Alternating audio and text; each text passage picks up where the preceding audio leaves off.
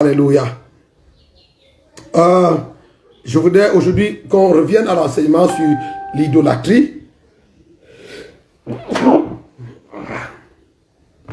Je voudrais qu'on revienne à l'enseignement sur l'idolâtrie parce que, comme je vous ai dit, quand j'ai été enlevé au ciel, le Seigneur m'a dit que la chose qui va faire que le plus grand nombre de personnes ratent le ciel, le péché qui va entraîner le plus grand nombre de personnes à la perdition, c'est l'idolâtrie.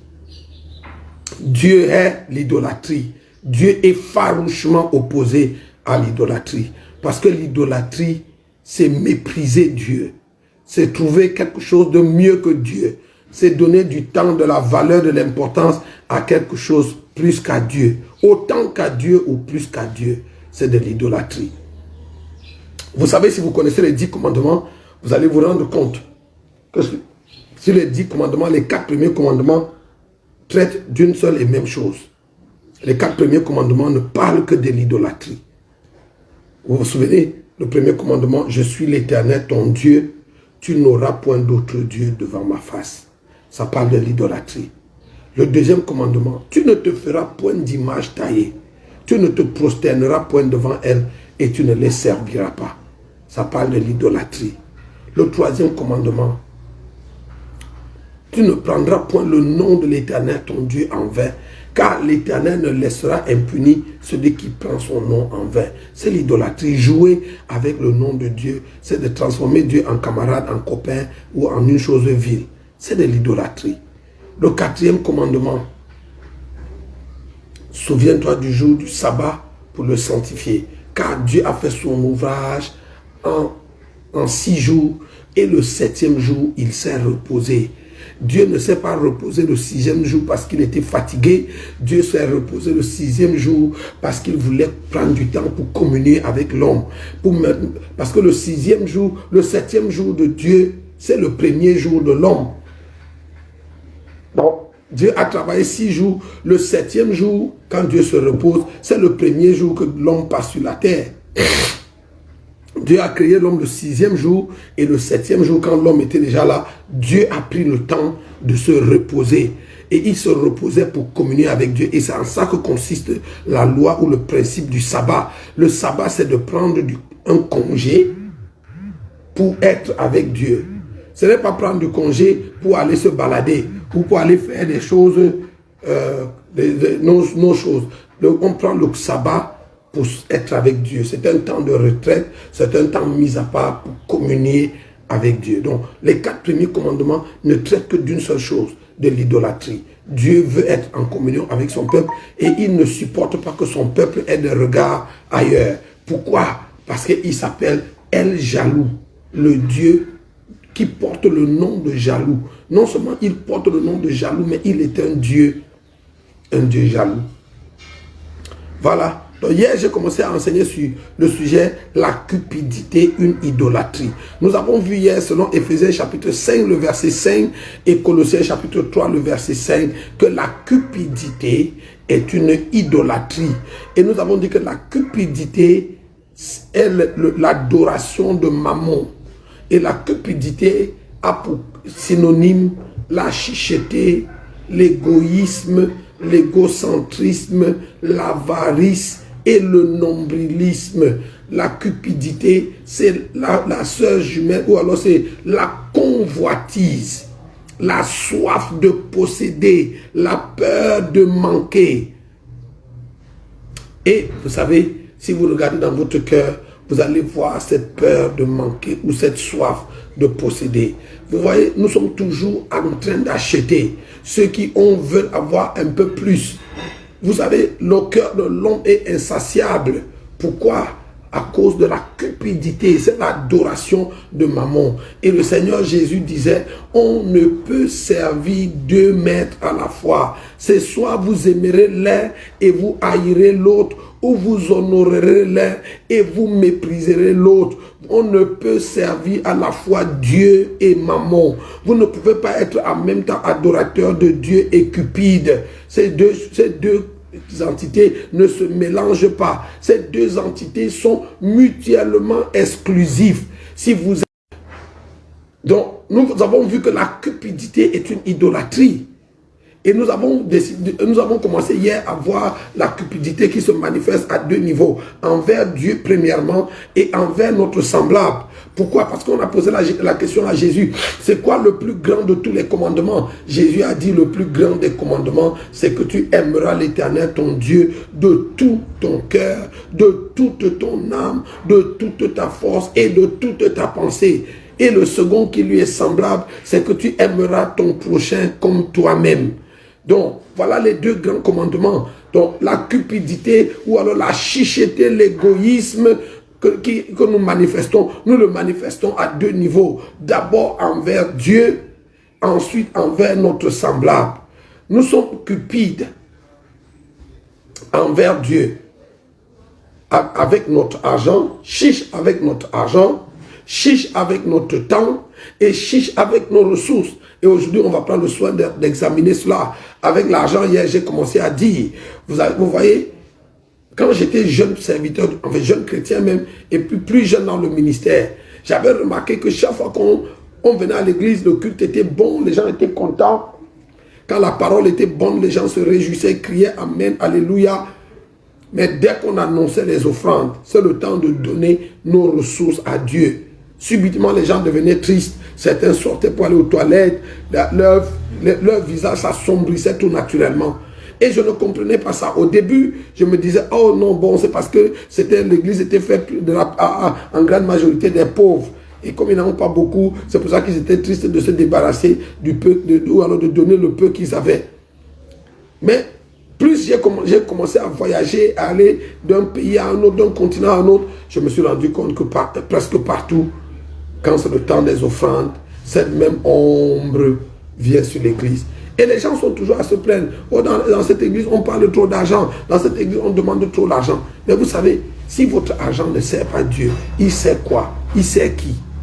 Quelqu'un a dit, si votre argent ne sert pas Dieu et les intérêts de Dieu, il sert le diable et les intérêts du diable par défaut.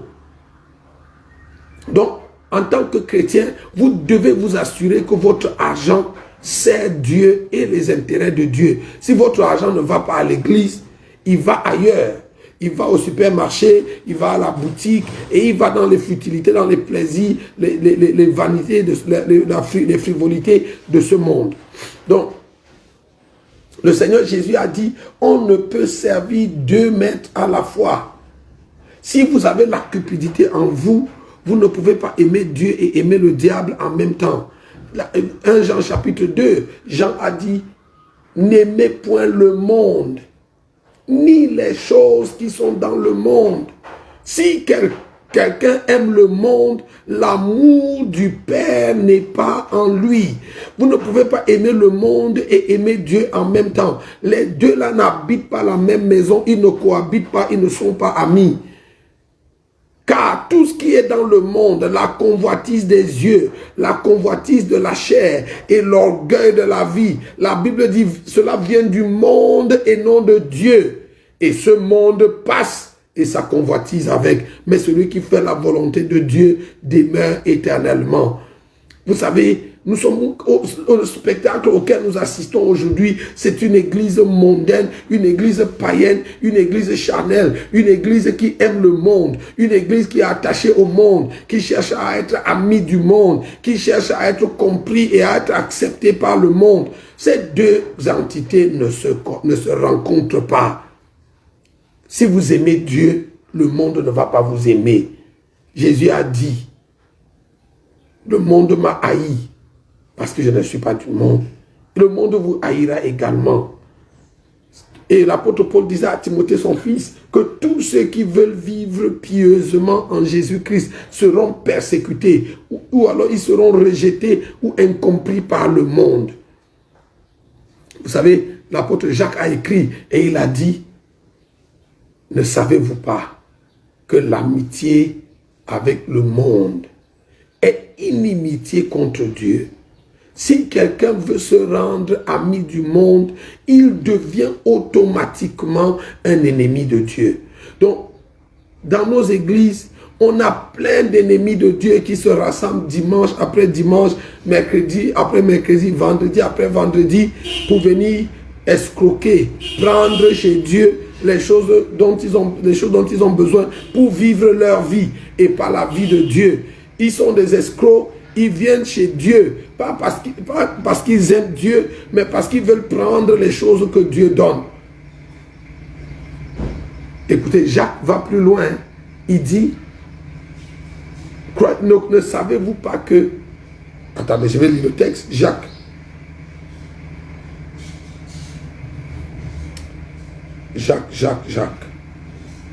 Oui, Jacques.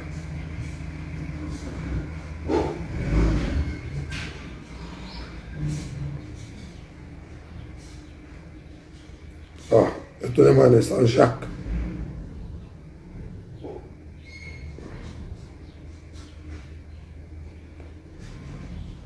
Voilà, Jacques chapitre 4, verset 4. Il dit, adultère que vous êtes. Ne savez-vous pas que l'amour du monde est inimitié contre Dieu? L'apôtre Jacques appelle ça l'adultère. Adultère que vous êtes.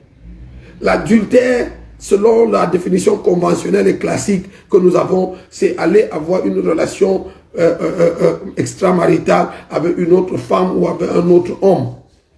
Ça, c'est la définition conventionnelle de l'adultère. Mais l'apôtre Jacques ici nous propose une autre définition de l'adultère. Si vous êtes marié à Christ et vous flirtez avec le monde, vous flirtez avec les choses du monde, vous êtes dans l'adultère. Adultère que vous êtes. Ne savez-vous pas que l'amitié avec le monde est inimitié contre Dieu? Celui donc qui veut être ami du monde se rend ennemi de Dieu. Donc, l'église telle qu'elle fonctionne aujourd'hui, avec la cupidité, la convoitise qui est prêchée des pupitres, est devenue de ce fait ennemie de Dieu. Donc, nos églises sont remplies dimanche après dimanche des ennemis de Dieu qui viennent chez Dieu pour chercher le mariage, le visa, le travail, la prospérité, la percée financière. Regardez le verset 5. Croyez-vous que l'Écriture parle en vain? C'est avec jalousie que Dieu chérit l'esprit qu'il a fait habiter en nous. La Bible dit, si vous lisez dans la version Semeur, il dit, Dieu ne tolérera aucun rival de l'esprit qu'il a fait habiter en nous. Dès qu'il y a la rivalité entre Dieu et quelque autre chose dans votre vie, tant que si Dieu n'est pas numéro uno, Dieu n'est pas le premier, la priorité des priorités, si Dieu ne passe pas en premier à tous égards, en tout ce qui vous concerne, dans la gestion de votre argent, de votre temps, de vos ressources, de vos relations et de tout ce que vous êtes et de tout ce que vous faites, frères et sœurs, vous avez glissé dans l'idolâtrie. Jésus ne veut pas être numéro 2, il ne veut pas être premier ex aequo, il veut être premier sans deuxième. Il veut le trône, la place centrale de nos vies. Vous savez, quand nous venons à Christ, ce n'est plus nous qui vivons. Il tue tout ce qui était là avant et il crée un être nouveau qui vit désormais pour lui, qui vit désormais pour faire plaisir à Dieu. Quand vous considérez cela, vous vous rendez compte que nous sommes bien loin de l'idéal de Dieu.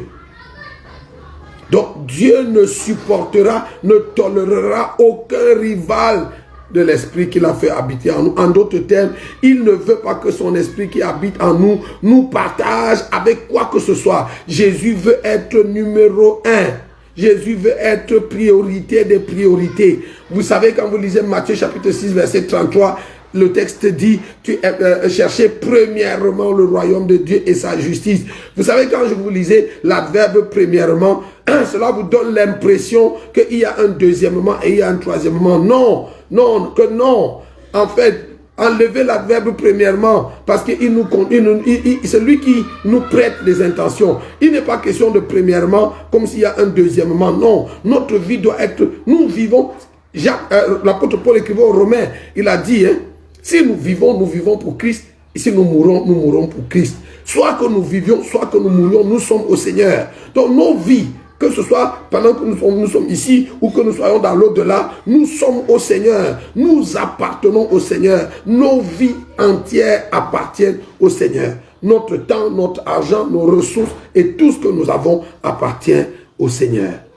Si ce n'est pas le cas, vous vivez pour vous-même et vous ne vivez pas pour Dieu. Malheureusement, beaucoup de chrétiens dans le monde, en commençant par nous, les apôtres, les prophètes, les évangélistes, les pasteurs et les docteurs, nous vivons pour nous-mêmes. Nous avons nos ambitions. Même nos ministères sont des ambitions personnelles, sont des rêves que nous avons fabriqués. Même nos ministères, c'est la poursuite à la... Nous voulons la visibilité, la popularité. Nous suivons l'idole de l'argent, l'idole du travail, de la gloire, l'idole du succès, l'idole de la popularité. C'est de l'idolâtrie, frères et sœurs. Donc, pour commencer par la gestion de notre argent, voyez comment les chrétiens sont tristes chaque fois qu'ils doivent donner leur argent à Dieu. Voyez comment les chrétiens bagarrent au-dedans de la 3e guerre mondiale. Elle se fait dans le cœur des chrétiens quand c'est le temps de payer la dîme et de donner l'offrande. Et je sais que quand je parle de dîme, je nage en eau trouble. Parce que je sais qu'il y aura levé de bouclier. Vous allez me dire que la dîme, c'est la loi, c'est l'Ancien Testament. Vous savez pourquoi vous dites ça? C'est justement parce que vous êtes idolâtre et cupide. Toute doctrine qui vous dédouane de donner à Dieu, d'aimer Dieu et de mettre vos dons et vos talents et vos ressources au service de Dieu est une doctrine que vous ne devez pas accepter. Écoutez-moi, il n'y a pas un homme qui aimant sa femme écouterait un enseignement ou un message qui lui dit qu'il ne faut pas donner tout ton argent à ta femme, hein, il ne faut pas monter ton argent à ta femme. Aucun homme qui réfléchit bien et qui aime son conjoint ou une femme qui aime son conjoint n'écouterait un tel enseignement. Si vous aimez le Seigneur de tout votre cœur, de toute votre âme, de toute votre force et de toute votre pensée, tout votre argent appartient à Dieu. Donc, la raison pour laquelle les chrétiens ne donnent pas leur argent à Dieu, c'est parce qu'ils adorent Mammon. Vous voyez, regardez comment ça se manifeste. Je l'ai dit dans une autre vidéo. Vous n'allez pas voir un chrétien qui met sur la table des billets de banque et il se prosterne devant les billets de banque en disant « Dollar, je t'adore. Euro, je t'adore. Franc CFA, je t'adore. Naira, je t'adore. Shilling, je t'adore. » Non, on ne fait pas ça. Yen et tout ça, livre sterling. Non, on ne fait pas ça. Ce que les chrétiens font, c'est qu'ils ne donnent pas leur argent à Dieu, ils le donnent à autre chose, ils le donnent aux futilités. Nous achetons les choses dont nous n'avons pas besoin avec un argent que nous n'avons pas pour impressionner les gens qui ne nous aiment pas. Si vous allez dans votre garde-robe, vous allez voir l'idolâtrie bien tapie. Vous savez, nous achetons et nous achetons sans arrêt des vêtements, des chaussures, des bijoux et que sais-je encore. Nos garde-robes sont pleines. Certaines, quelquefois même, c'est tellement plein qu'on n'a pas d'espace. On est obligé de plier quelques-uns qu'on met dans la valise et on oublie. C'est 2 ans après, un jour, quand vous ouvrez la valise, ce costume, cette chemise, souvent dans la garde-robe, c'est des habits moisissent. C'est de l'idolâtrie. Vous savez pourquoi? Parce que cet argent que vous achetez, vous utilisez pour acheter le trop plein de vêtements et le trop plein de chaussures et que sais-je encore. Cet argent aurait pu servir les intérêts de Dieu pour aller sauver les perdus, pour aller envoyer des missionnaires, pour bâtir des églises et pour faire bien d'œuvres qui avanceraient le règne de Dieu. Vous n'avez pas besoin de tout ça.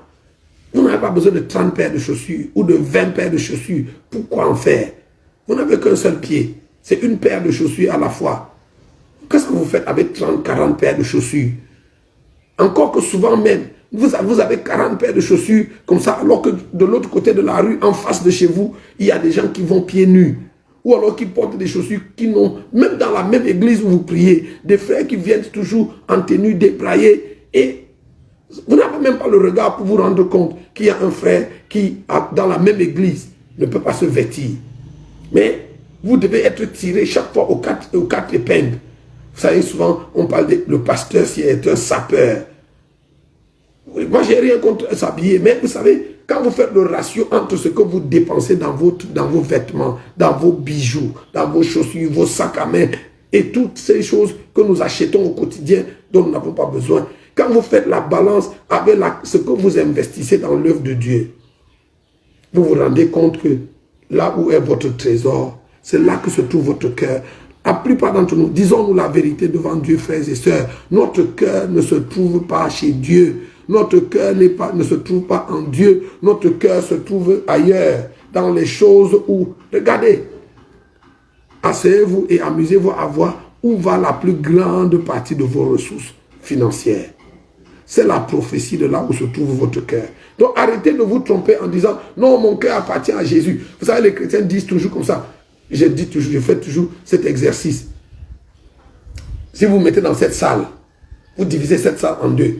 Vous mettez Jésus d'un côté et vous mettez tous les biens de la terre, l'or, l'argent, le diamant, le pétrole, les voitures, les maisons et toutes ces choses pour lesquelles nous travaillons dur. Vous les mettez de l'autre côté. Et vous demandez, vous faites entrer les chrétiens et vous leur demandez, choisis entre ces choses-ci et Jésus. Ils vont vous dire tous, sans exception, même les païens vont vous dire que bêtement, ils vont choisir Jésus et pas les choses. Et j'ai dit non, c'est pas vrai. Parce que tous les jours, nous sommes confrontés à ce choix. Quand tu as le choix entre acheter une nouvelle chaussure et donner l'offrande à Dieu, naturellement, nous faisons toujours l'offrande, nous faisons toujours le choix d'acheter un nouveau costume, une nouvelle chaussure et pas de donner l'argent à Dieu. Voyez comment c'est facile pour vous de dépenser pour acheter des chaussures et des vêtements que vous n'aviez pas prévus, dont vous n'aviez même pas besoin. Vous savez, à un moment donné, j'ai dit à mon épouse, les habits que nous avons maintenant, ça peut tenir 2 ans, sans qu'on soit mal habillé, sans qu'on soit débraillé. Donc, décidons-nous que les 2 prochaines années, on n'achète plus de vêtements, on n'achète plus de chaussures, on n'achète plus de sacs à main, parce que ce qu'on a là, on peut encore s'en servir et être bien propre, et être présentable, et ne pas paraître misérable. Et vous allez vous rendre compte que vous pouvez épargner beaucoup d'argent qui peut servir à l'évangélisation, à l'avancement, à soutenir des missionnaires et à envoyer des Bibles, à imprimer des traités et à faire l'œuvre de Dieu. Mais les chrétiens aujourd'hui, tellement nous sommes envoûtés, on ne pense pas à ça. Vous voyez, quand nous venons à l'église et que c'est l'heure de l'offrande, les gens mettent la main dans la poche, ils vont sortir n'importe quoi, un billet de 500 000 francs, 2 000, 5 000, rarement les billets de 10 000. On va donner 5 $, 10 $, 2 $, ainsi de suite. Et on va jeter ça dans le panier d'offrande. Ça, c'est l'offrande que nous donnons à Dieu. Mais si pendant le même culte, l'homme de Dieu, sous une onction, commence à prophétiser les percées, les mariages, vous allez voir les mêmes gens qui ont donné 500 000 francs à l'offrande venir se connecter à la chair en déposant des gros billets, souvent même des chèques. À ce moment, les gens vont faire les vraies semences. Ça s'appelle de l'idolâtrie. Écoutez-moi, Dieu m'a dit que l'argent que vous donnez, cette grosse somme que vous donnez, après avoir donné 1000 francs ou 500 à l'offrande régulière, ce n'est pas à Dieu que vous les donnez, c'est à Mammon que vous les donnez. Vous voyez, j'ai fait une expérience. Dans les églises, dans certaines églises, quand l'homme de Dieu commence à prêcher que le message atteint la vitesse de croisière, les gens commencent à venir devant, se connecter, déposer des offrandes sur l'autel. Souvent à la fin de la prédication, les autels sont remplis d'offrandes de connexion. Mais j'ai fait l'expérience. Si vous allez dans ces églises et vous prêchez la vraie parole de Dieu, la bonne parole de Dieu qui transperce l'âme, ils ne viennent pas se connecter. Les gens ne se connectent que quand vous prophétisez leur convoitise. Parce que dans leur tête, ils font du business, ils font du troc. C'est de l'idolâtrie. C'est même une insulte à Dieu de faire du troc avec Dieu. Vous savez, dès que vous commencez à leur dire, le Seigneur m'a dit qu'il y a dans cette salle, les célibataires vont se marier. Toutes les jeunes femmes dans l'église vont venir déposer l'argent. Mais si vous leur parlez de se sanctifier, de se préparer à la rencontre avec Dieu, si vous leur enseignez les profondeurs de Dieu, la consécration à Dieu, ils ne déposeront pas. Écoutez, pourquoi vous ne déposez pas alors que cette parole que je prêche vous touche? C'est parce que vous êtes idolâtre. Et vous savez, dans Acte 8, verset 18, Pierre a maudit Simon le magicien. Pourquoi? Parce que quand il a vu l'apôtre Pierre imposer les mains aux gens et que les gens ont reçu le Saint-Esprit, il est allé, il a pris une offrande dans sa poche et il est venu se connecter à l'autel comme on fait dans nos églises. Pour se connecter à la grâce en disant, priez aussi pour moi pour que j'ai ce pouvoir pour aller imposer les mains. On va dire que c'est l'offrande de connexion. Mais heureusement, Pierre avait la capacité de lire en esprit. Pierre a discerné que le cœur de ce gars n'était pas bon. Et il lui a dit que ton argent périsse avec toi. Parce que tu as cru dans ton cœur que le don de Dieu pouvait s'acquérir à prix d'argent. Vous savez, chaque fois que vous donnez votre argent à Dieu, avec l'intention d'acheter quelque chose, vous êtes rentré dans l'idolâtrie. Il lui a dit, tu n'as ni part ni lot dans cette affaire, car ton cœur n'est pas droit devant Dieu. Donner une offrande avec l'intention d'acheter une faveur, un service, un don, une bénédiction auprès de Dieu, c'est faire preuve d'un mauvais cœur. Ton cœur n'est pas droit devant Dieu. Écoutez-moi bien, c'est une parenthèse que je vais refermer très rapidement. 80 à 90% des offrandes que les gens donnent dans nos églises n'arrivent pas chez Dieu. Il ne les accepte pas. L'église va les utiliser, mais Dieu ne les recevra pas parce que ces offrandes sont totalement inacceptables, non recevables, sur le fond et sur la forme. Pourquoi? Parce que l'intention qui accompagne ces offrandes est mauvaise. Vous savez, on a l'évangile de la prospérité.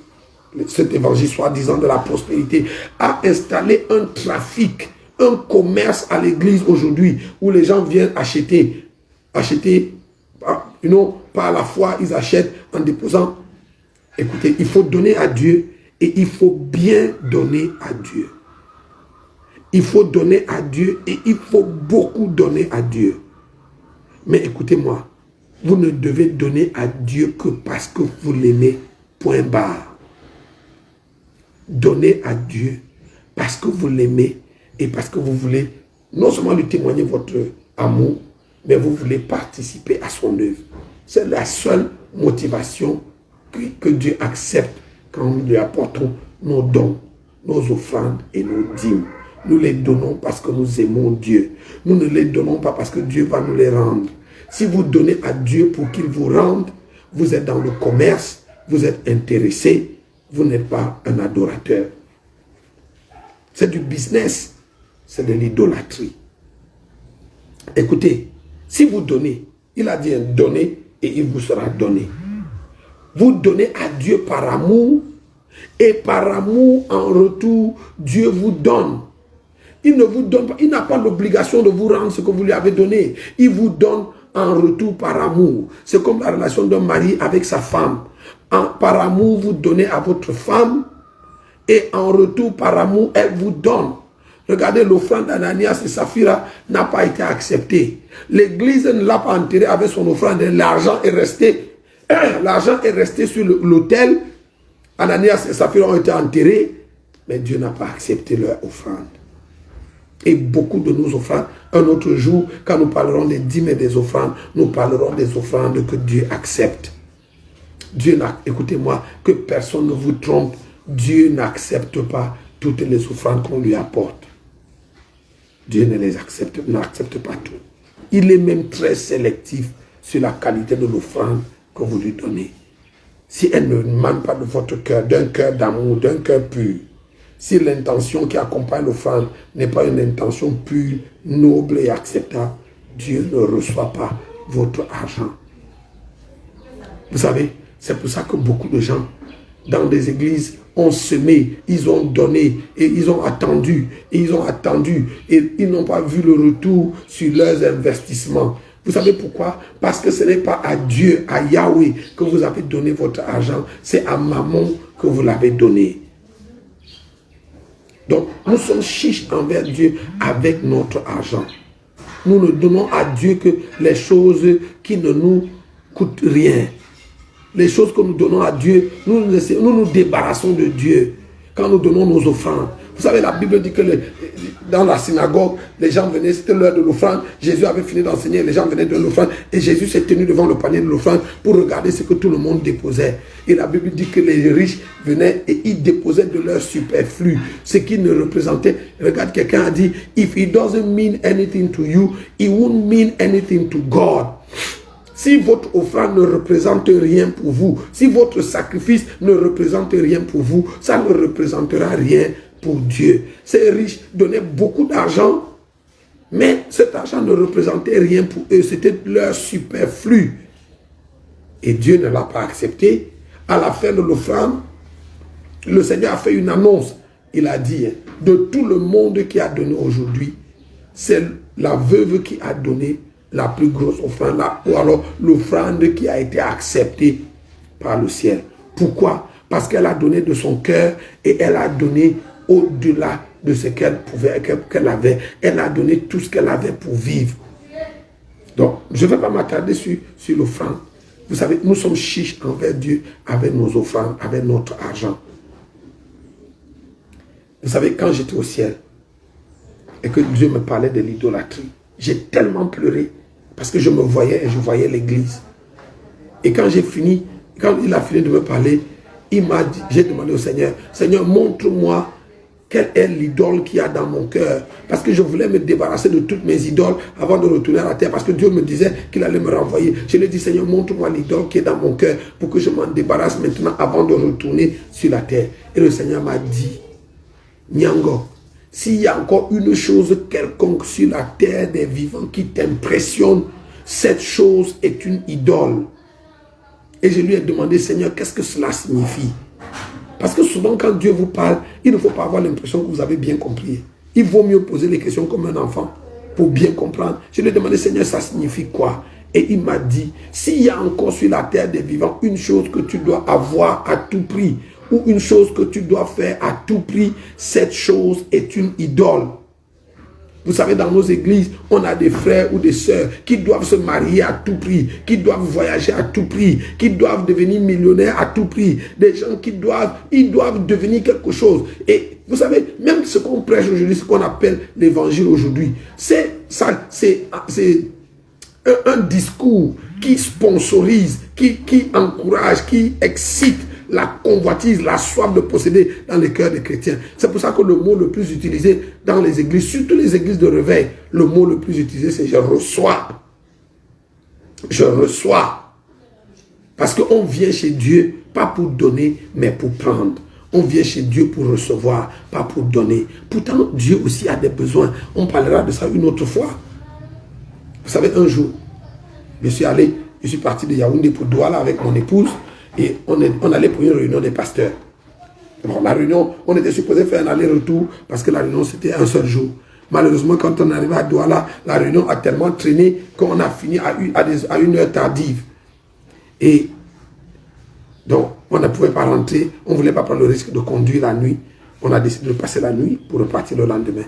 Donc, j'appelle ma soeur qui vit à Douala et juste pour la saluer et lui dire qu'on était là. Et puis, le lieu où on tenait la réunion n'était pas loin de chez elle. Elle dit, ah mais écoute, venez à la maison, j'ai fait à manger. Et donc, elle a fait un plat que j'aime beaucoup. Elle dit, mais venez, j'ai fait à manger et je sais que le pasteur va être content. Donc, on est allé chez elle et on a mangé et on a partagé et c'était bien. Et on est resté jusqu'à un peu tard, soit tard la nuit, on est resté chez elle jusqu'à près de 22 heures. Et puis, on lui a dit, bon, écoute, nous, on va aller dormir. Et elle nous a demandé, mais vous dormez où en fait? En passant, on lui a dit, non, on va aller à l'hôtel, à tel hôtel. Elle dit, mais pourquoi chaque fois que vous venez à Douala, vous ne voulez même pas? Vous n'avez jamais dormi chez moi, mais passez la nuit ici. Et elle nous a offert sa chambre. Elle avait 2 chambres dans son appartement. Elle nous a offert sa chambre. Elle voulait que l'homme de Dieu et sa femme dorment sur son lit. Et donc, on a accepté de dormir chez elle. Et puis, quand j'entre dans sa chambre, j'étais en costume, cravate. Donc, j'entre dans sa chambre et puis je vais devant sa coiffeuse pour me déshabiller. Et puis, j'ai poussé un cri strident. Et elle était au salon, et elle m'a entendu crier, elle est venue en courant. Et il y a quoi? Je lui ai dit, viens voir. Elle se disait que j'avais peut-être vu un serpent dans la chambre, mais quelque chose m'était arrivé. Quand elle entre, je lui ai dit, ah ma soeur, viens voir l'idolâtrie dans ta chambre. Et elle me dit, vraiment, parce que tu m'as fait peur. J'ai dit, ah oui, et regarde l'idolâtrie bien installée dans ta chambre. Qu'est-ce que j'avais vu? J'avais vu sur sa coiffeuse 16 montres, 16, 10, 12, 13, 14, 15, 16. Et je lui ai dit, ma soeur, ça s'appelle l'idolâtrie. Elle me dit, oh pasteur, mais toi aussi tu exagères. J'ai dit, non. Je lui ai dit, écoute, amusons-nous à calculer le prix de tes montres. Il me dit, mais ces montres-ci, je les achète pour les marier. Tu sais, quand tu achètes un nouveau sac, ça c'est le monde des femmes. Tu achètes des bijoux, des boucles, tu dois acheter, avec un sac à main, tu dois assortir ça à la montre et aux chaussures et tout cela. 16 de toutes les couleurs. Et je lui ai dit, amusons-nous. Cette montre-ci a coûté combien? Elle m'a donné le prix. Elle m'a donné le prix de ces montres. La moins chère de ces montres coûtait à peu près 25 000 francs CFA. Quand on a calculé, additionné, on était à presque 2 millions d'argent investi seulement à acheter les montres. Je lui ai dit, écoute-moi, ces montres-ci, seules, l'argent de tes montres peut organiser une grande campagne d'évangélisation dans une ville et sauver des centaines, voire même des milliers de personnes. L'argent de tes montres peut construire une église quelque part dans une ville. Alors, au lieu que les gens adorent Dieu sous des arbres, à la belle étoile, sous la pluie, exposés aux intempéries, l'argent de tes montres si seul peut construire une église. L'argent de tes montres peut construire un hôpital. L'argent des montres seul peut imprimer des milliers, des dizaines de milliers de traités qu'on peut partager dans toute une ville et sauver. Il me dit, ah, parce que je n'avais pas vu ça comme ça. J'ai dit, oui, c'est l'idolâtrie. On est tellement aveugle qu'on brûle nos ressources, notre argent sur les futilités. Regarde un autre. On peut parler de l'idolâtrie de maintenant jusqu'à demain. On n'aura pas fini. Mais je vous donne un dernier exemple. Regarde les femmes. Le samedi soir, nous allons au salon de coiffure, on va se faire belle, on se fait le shampoing, on vous coiffe, on vous fait les soins de visage, on vous fait la pédicure, la manicure, on vous fait le parfum, le vernis, on vous épile et tout ça. Ça coûte ça un prix. 10 000, 15 000, selon les salons, même 20 000 ou même plus. Mais vous voyez, cette sœur qui va au salon samedi soir, se coiffer, se faire de la beauté pour aller rencontrer Dieu dimanche. Et quand elle vient à l'église à l'offrande, elle jette 1000 francs ou 2000 dans le panier des offrandes. Tu donnes plus d'argent à ta coiffeuse que tu ne donnes à Dieu. Tu respectes plus ta coiffeuse que tu ne respectes Dieu. Tout ça, ça s'appelle de l'idolâtrie. Est-ce que Dieu a quelque chose contre être belle? Dieu en veut à la beauté des femmes? Non, loin de là. Mais, vous savez, c'est juste une question de ratio. Vous savez, au ciel, le Seigneur m'a dit, Yango, quand il m'a dit que tout ce qui est ici a une chose quelconque sur la terre qui t'impressionne, cette chose est une idole. Il m'a dit, si ta voiture, à tes yeux et dans ta conception, ce n'est pas qu'une masse de ferraille qu'on a montée sur 4 roues qui te permet d'aller plus vite d'un point A vers un point B, tu es dans l'idolâtrie. Si ta voiture doit s'appeler d'un nom spécial, vous savez, moi je conduis de Lamborghini, ou de la Lexus, Bentley, Mercedes et tout ça. Non. Vous pouvez conduire n'importe quoi, mais dans votre conscience, dans votre être, dans votre relation, la relation que vous entretenez avec cette voiture, ce n'est qu'une voiture. Peu importe son nom, peu importe son prix, ce n'est qu'une voiture, c'est un moyen de déplacement. Votre costume, peu importe son prix, ce n'est qu'un vêtement qui vous permet de vous couvrir. Oui, quand vous l'achetez, vous vous couvrez, vous vous sentez bien, mais ce n'est qu'un vêtement. Il n'a pas une valeur, ne lui donnez pas une autre valeur, une autre mission, que la seule mission de vous couvrir. Sinon, vous êtes dans l'idolâtrie. C'est du tape à l'œil, c'est la mystification, c'est de l'idolâtrie. Et beaucoup d'autres choses comme ça en rapport avec l'argent. Le deuxième point que je voudrais qu'on analyse, parce que le temps, il file tellement vite, je ne sais pas pourquoi. La deuxième chose que je voudrais qu'on analyse, c'est la gestion de votre temps. Vous savez, pour nous tous, les grands comme les petits, les riches comme les pauvres, chaque jour, Dieu dans son amour nous donne gracieusement et gratuitement 24 heures. Il n'y a pas un homme sur la terre, parce que lui, il est président, ou il est gouverneur, ou il est puissant, milliardaire, il a une journée de 48 heures. Dieu nous donne à tous 24 heures. Et sur les 24 heures que Dieu nous donne, il exige de chacun de nous un minimum de 2h40, voire 3 heures. Sur nos 24 heures, Dieu demande que nous lui consacrions 3 heures. Ça correspond à la dîme de votre temps. Mais vous savez, les chrétiens ne donnent pas à Dieu leur temps pour les mêmes raisons pour lesquelles ils ne lui donnent pas leur argent. Parce que le capitalisme dans lequel nous vivons nous a enseigné que time is money. Le temps, c'est de l'argent. C'est pour les mêmes raisons que vous ne donnez pas. C'est pour ça qu'aujourd'hui, les chrétiens ne sont plus prompts à servir Dieu. Ils ne sont pas disponibles. Ils n'ont pas le temps. Ils sont tellement occupés à tout, sauf aux choses essentielles. Sauf à bâtir leur relation avec Dieu. Sauf à travailler à leur salut avec crainte et tremblement. Vous savez, les cultes plus le temps passe, plus les cultes doivent être courts. Vraiment, les gens n'ont pas le temps. Il ne faut pas aller là, faire un culte qui dure 2 heures, 3 heures. Ils ont mieux à faire. Vous savez, j'étais dans une église quelque part à Douala et j'ai prêché. Je suis parti de Yaoundé pour ce programme et à l'époque, on faisait la route à l'entrée de Douala, il y avait beaucoup d'embouteillages. Le programme devait commencer à 18 h. Je suis arrivé à l'entrée de Douala dans les 16 h, 16h30, 17h, entre 16 h et 17 h.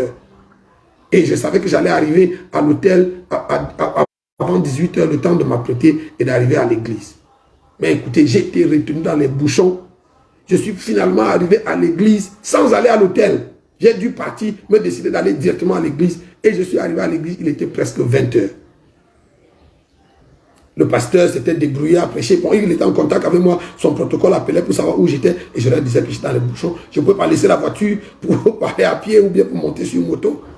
Donc, quand j'arrive à l'église, le pasteur dit, bon, frères et sœurs, vous voyez, l'homme de Dieu est vraiment arrivé et les bouchons l'ont retenu. Le culte devait se terminer dans les 20 h 30. Il dit, bon, on va faire un effort pour donner quand même un peu de temps à l'homme de Dieu pour qu'il prêche. Et vraiment, demain, on s'efforcera à être à l'heure. Et j'ai prêché. Et on a fini le culte dans les cours de 21 h par là. Et quand j'ai fini, le peuple était béni. Et quand j'ai fini, le pasteur a pris le micro et il a dit, oh frère, on s'excuse vraiment pour le retard d'aujourd'hui. Demain, on s'efforcera. J'ai repris je me suis levé de là où j'étais assis. J'ai lui pris le micro. J'ai dit, pasteur, on ne s'excuse pas. Ça avait l'air vraiment sauvage de faire ça. J'ai dit, on ne s'excuse pas. Écoutez-moi, moi je ne m'excuse pas de vous avoir gardé dans la maison de Dieu. Parce que vous restez souvent à faire des futilités. Je lui ai dit, pasteur, ces gens-ci que tu vois, quand il y a la Champions League, comme ces jours-ci, à Yaoundé, si vous passez à Yaoundé, c'est dans les soirs, nous sommes dans un temps de prière à l'église, tous les soirs, quand on rentre de l'église vers 20 h, vous les voyez amassés autour dans les points où il y a des écrans géants ou des écrans. Ils sont amassés par centaines pour regarder les matchs de la Champions League. Quelquefois, ces matchs vont jusqu'à des heures pas possibles. Personne ne s'excuse de ce que le match est allé jusqu'à 23 h minuit. Ces mêmes gens-là qui travaillent, qui vont vous dire que pasteur, vraiment, il faut que le culte soit court parce qu'on a travail demain, on a ceci, on a cela. Quand c'est avec Dieu, vous avez travail, vous avez toutes sortes d'excuses. Mais quand c'est pour regarder les matchs ou pour regarder les films ou pour faire... Vous restez jusqu'à 2 h le matin et vous n'avez pas conscience que vous devez aller à l'école le lendemain. Ça s'appelle de l'idolâtrie. Vous êtes chiche envers Dieu avec votre temps. Quand vous venez à l'église, si le culte commence à traîner, vous commencez à regarder la montre, vous commencez à faire les gestes, comment on appelle ça, des gestes d'agacement pour dire au pasteur que bon, écoute un peu là. Hein, Non, c'est de l'idolâtrie, frère. Regarde, j'ai dit aux chrétiens, arriver à l'église en retard ou manquer l'église, c'est de l'idolâtrie, c'est le péché. C'est le péché d'arriver en retard à l'église. C'est un péché de manquer l'église. Comment tu sais ça, apôtre? Je le sais parce que je le vois dans la Bible. Regardez, la première église a été implantée dans le jardin d'Éden. Les membres d'église étaient Adam et Ève. Le pasteur, c'était Dieu lui-même. Les cultes, c'était tous les jours. Les cultes, c'était combien de fois? Tous les jours. Il y avait culte. Ils étaient à l'église tous les jours. Dans le Nouveau Testament, l'église primitive, la première église du Nouveau Testament, c'est l'église primitive. La Bible dit que les cultes, c'était tous les jours. Ils étaient tous les jours assidus au temple. Ils étaient tous les jours assidus au temple. Je pose la question, comment nous sommes arrivés à cette église où on fait les cultes maintenant 2 à 3 fois par semaine? Encore que le Covid est venu sauver les gens qui pouvaient aller même à l'église là. Aujourd'hui, avec Covid, on fait les cultes virtuels. Et vous savez, souvent même quand on compte les vues, il y a des gens qui peuvent même être connectés sur votre émission en live. Ils ne sont même pas là, leur appareil est connecté, mais eux-mêmes font autre chose, ils n'ont même pas écouté. Ou alors ils sont seulement juste passés par là, ils ont vu 5 minutes, ça a montré ils ont vu, mais ils n'ont pas écouté l'enseignement. Donc l'église, ce n'est pas virtuel, l'église, il faut se réunir. Maintenant, on utilise les canaux virtuels comme là maintenant pour passer le message, mais ce n'est pas ça la pensée de Dieu. L'église, c'est un berger avec des brebis qu'il connaît, qu'il peut toucher, Donc, l'église, c'était tous les jours. Aujourd'hui, non seulement on est arrivé à réduire ça, maintenant c'est 2 cultes ou 3 cultes à tout casser par semaine, mais plus grave, il faut que ce soit court. Le culte, c'est 1h30, 2 heures maxi. Dès que tu as débordé, tu es un mauvais pasteur. Le culte, c'était tous les jours. Et Adam et Ève arrivaient toujours à l'heure à l'église. Ils n'avaient jamais manqué l'église. Le seul jour où Dieu est arrivé à l'église avant eux, et le seul jour où ils ont manqué l'église, c'est le jour où ils ont péché. Avant le péché, personne n'était jamais arrivé en retard à l'église. Personne n'avait jamais manqué l'église. C'est le péché qui a fait que pour la première fois, ils manquent l'église ou qu'ils arrivent en retard. Donc, c'est ça l'idolâtrie. Nous avons du temps pour tout, sauf pour ce qui est utile. Vous savez, les gens sont de plus en plus occupés. C'est une stratégie de Satan. Satan n'est pas très intelligent. Depuis des temps anciens jusqu'à aujourd'hui, la stratégie est la même. En Égypte, quand Pharaon voulait opprimer les enfants d'Israël, la stratégie c'était occuper-les pour qu'ils aient de moins en moins de temps à consacrer à leur Dieu. Et c'est ça la stratégie de l'idolâtrie. Vous adorez votre travail, vous donnez plus d'attention à votre travail et à vos études que vous n'en donnez à Dieu. Dieu n'a rien contre votre travail, Dieu n'a rien contre vos études, mais Dieu veut être numéro uno. S'il n'est pas numéro uno, vous êtes dans l'idolâtrie, frère. Nous avons du temps, nous sommes pressés pour faire tout. Vous savez, il y a un texte qui dit, et on aime le citer, rendez à César ce qui est à César, et à Dieu ce qui est à Dieu. Entre César et Dieu, il n'y a pas photo. Encore que même César appartient à Dieu. Souvent, quand on a cité ce texte, c'est pour dire qu'il faut respecter l'autorité administrative, il faut respecter... Mais l'autorité administrative, le gouvernement et tout ça doivent être soumis à Dieu parce que c'est la terre à l'Éternel, la terre et tout ce qu'elle renferme. Mais pour la plupart d'entre nous, César a pris l'essentiel de ce qu'on avait. Il a pris tout notre temps, tout notre argent. On ne donne à Dieu que les restes, que les miettes, que ce qui ne nous sert presque à rien du tout. Regardez votre vie de prière. Combien de temps est-ce que vous consacrez à Dieu dans votre vie de prière? La plupart d'entre nous, même les pasteurs, n'ont pas une vie intime avec Dieu. Ne passent pas du temps avec Dieu. C'est à peine s'ils passent. Regardez, vous me demandez comment tu sais qu'on doit consacrer 3 heures à Dieu par jour. Je le sais parce que, numéro 1, Daniel, Shadrach, Meshach et Abed-Nego à Babylone, ces garçons qui étaient consacrés à Dieu, qui n'étaient pas des pasteurs à plein temps, c'était des grands commis de l'État. Ils priaient 3 heures par jour, 1 heure le matin, 1 heure à midi, 1 heure le soir. C'est comme ça qu'ils ont pu assiéger le système babylonien. Nous parlons d'une église qui va conquérir le monde et nous ne passons pas du temps avec Dieu. C'est du charabia, c'est du mensonge. C'est l'église qui va dominer le monde. C'est l'église qui sort de la présence de Dieu. C'est une église qui passe du temps avec Dieu. Quand Jésus va à Gethsemane avec ses disciples, il les a laissés. La première fois, il allait prier 1 heure, il est revenu. Il allait prier 1 heure, une deuxième fois, il est revenu. Il allait prier 1 heure, une troisième fois, il est revenu. Et puis il leur a dit, partons. Mais regardez, Jésus était choqué de ce que ses disciples n'ont pas pu consacrer 1 heure, veiller 1 heure. Donc, comme quoi, le plus paresseux, le plus faible d'entre nous doit pouvoir consacrer à Dieu un minimum d'1 heure par jour. Mais nous n'avons pas le temps. Nous vivons dans ce système capitaliste où beaucoup de chrétiens vont vous dire, chrétiens d'Amérique, chrétiens d'Occident vont vous dire, non, je prie au volant quand je pars au travail. Et écoute-moi, il faut arrêter ça. Il faut dormir aussi au volant quand vous allez au travail. Vous avez le temps pour dormir, vous avez le temps pour manger, vous avez le temps pour causer, vous avez le temps pour faire tout. Mais quand c'est pour prier, il faut que vous priez en allant, en conduisant. Vous lisez, vous mettez la Bible l'essentiel. Ça, on peut faire. Je ne dis pas qu'il ne pas dire qu'il ne faut pas faire ça. Mais ça ne vous dispense pas du temps de qualité que vous devez mettre à part pour être avec Dieu. Votre vie de prière est bidon. Elle tend vers moins l'infini. Beaucoup de chrétiens n'ont même pas de vie de prière du tout. On prie de temps en temps. On fait la prière des sapeurs-pompiers. C'est quand la maison brûle qu'on appelle Dieu. C'est de l'idolâtrie. Ça s'appelle la cupidité. Et le dernier point sur lequel je voudrais m'attarder aujourd'hui, c'est nos dons et nos talents. Nous avons des dons et des talents, des aptitudes que Dieu nous a donnés. Quand il nous les a donnés, la première intention pour laquelle il nous a donné ces dons et ces talents, c'était pour le servir. Vous avez une belle voix, vous pouvez chanter. Cette voix, Dieu vous l'a donnée pour le servir. Il ne vous l'a pas donnée pour décorer votre maison. Et beaucoup d'entre nous, nous sommes dans la maison de Dieu et nous ne travaillons pas, nous avons le don de venir nous asseoir et d'écouter ou d'être servis par les autres. C'est de l'idolâtrie. Vous savez, Jésus, dans la parabole des talents, dit que le serviteur qui a reçu un talent et qui ne l'a pas fructifié. La Bible dit qu'au dernier, quand le maître est venu, il l'a fait arrêter, l'a ligoté, l'a jeté dehors, là où il y avait des pleurs et des grincements. Le gars là n'était pas dans l'adultère, ce n'était pas un voleur, un fornicateur, un menteur, mais parce qu'il n'avait pas mis ses dons et ses talents au service de Dieu.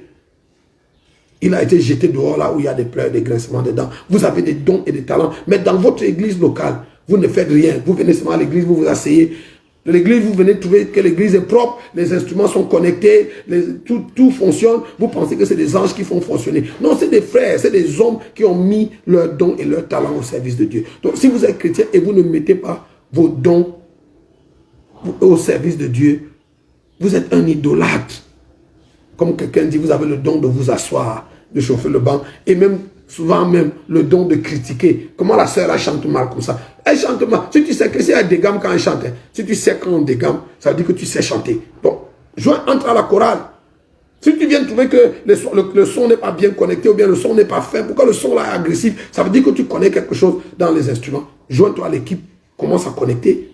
Aucun chrétien ne doit s'asseoir dans son église à ne rien faire, à croiser les bras et à attendre que les autres fassent tout. C'est de l'idolâtrie, vous serez jeté dehors, là où il y a les pleurs et les grincements dedans. Le plus grave, c'est de facturer, de faire payer vos services. Et aujourd'hui, ça grandit dans l'église. Le gombisme, le pointage. Vous êtes chante. Pour que vous allez chanter, on doit vous payer. Pour que vous allez rendre service ici ou là, on doit vous payer pour servir Dieu. C'est de l'idolâtrie au plus haut niveau. Et je ne blâme pas les chantres, je ne blâme pas les musiciens. Ça commence par les pasteurs. Si vous êtes serviteur de Dieu et pour que vous alliez prêcher, pour que vous alliez rendre ministère, vous avez un cachet, vous exigez telle offrande, tel montant d'offrande et de ceci et de cela. Oh, mon hôtel, ça doit être 5 étoiles, mon cachet, ça doit être ci ou ça. Frère, vous n'êtes pas un adorateur, vous êtes un idolâtre. Vous êtes un mercenaire. Vous savez, quand vous regardez l'église telle qu'elle fonctionne aujourd'hui, on a des pasteurs qui sont super riches. Ils vous parlent de leur richesse, de leur grosse fortune. Mais les pasteurs les plus riches du monde sont les plus difficiles à avoir. Vous ne pouvez pas les avoir parce que vous ne pouvez pas payer leur déplacement. Même si votre pays brûle, il y a la guerre chez vous, il y a la crise, il y a tout ça. Vous ne pouvez pas, en tant qu'église du Cameroun ou en église de Centrafrique ou de je ne sais pas quel pays, écrire à un de ces grands pour lui dire vraiment, vous avez une grande onction, un grand ministère, venez en Centrafrique ou au Cameroun ou au Tchad ou je ne sais pas où, venez nous aider. Vous n'avez pas de quoi mettre le carburant dans leur jet privé, leur cachet, c'est du business, c'est du charlatanisme, c'est du mercantilisme, c'est du commerce, c'est du trafic. Ce n'est pas le service de Dieu. Les pasteurs ont commencé à vendre leur prédication. Les chantres ont suivi. Et les autres, vous avez des frères à l'église, il peut tenir la caméra, mais il faut qu'on paye. Et souvent, en Afrique, on utilise l'église américaine comme la référence. On dit qu'en Amérique, même les intercesseurs, on paye. L'Amérique, ce n'est pas le ciel. L'Amérique, ce n'est pas la Bible. Il faut retourner à la Bible. Maintenant, est-ce que j'ai dit que si quelqu'un a rendu ministère, la Bible dit que celui qui prêche l'évangile vit de l'évangile, mais il ne taxe pas. Il n'envoie pas une facture pro forma avant d'être venu servir. La première vocation d'un serviteur de Dieu, c'est de servir avec le don, le talent, l'appel, la vocation que Dieu t'a donnée. Et puis le reste, après, les gens doivent apprécier l'homme de Dieu. Je ne dis pas non plus que quand un homme de Dieu est venu prêcher chez vous, loger-le n'importe où, traiter-le n'importe comment. Non. Mais, non, c'est pas à vous de lui dire qu'il est un serviteur inutile. Jésus a dit que quand vous avez fini de servir, quand moi j'ai fini de vous servir, comme je suis en train de vous servir maintenant, à la fin je dois dire, Seigneur, je suis un serviteur inutile, je n'ai fait que ce que je dois faire. Ce n'est pas à vous de me dire à moi que je suis un serviteur inutile. Moi, je dois savoir que je suis un serviteur inutile, mettre mes dons, mes talents, les grâces que Dieu m'a données au service du peuple. Vous avez reçu gratuitement, donné gratuitement. Donc l'offrande d'amour qu'on vous donne après avoir chanté ou après avoir prêché, ce n'est pas le salaire, ce n'est pas la paye, ce n'est pas le cachet, c'est une offrande. C'est l'expression de l'amour fraternel et de la gratitude. Au-delà de ça, nous sommes dans l'idolâtrie. Nous sommes dans notre propre film. J'espère que j'ai pu aider quelqu'un avec ce qu'on a dit aujourd'hui. Je voudrais juste un petit interlude musicale. Nous allons écouter notre sœur Osinachi Nwachukwu. Et puis je reviendrai tout à l'heure pour le mot de la fin et la prière. Ne partez pas s'il vous plaît. Juste un moment. Et puis on va se séparer.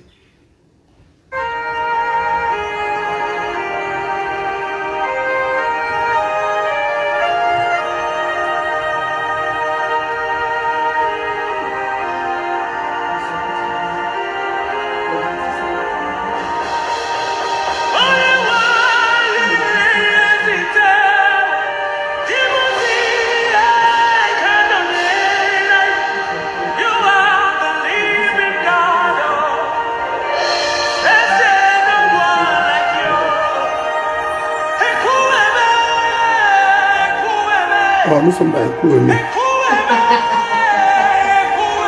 Alléluia.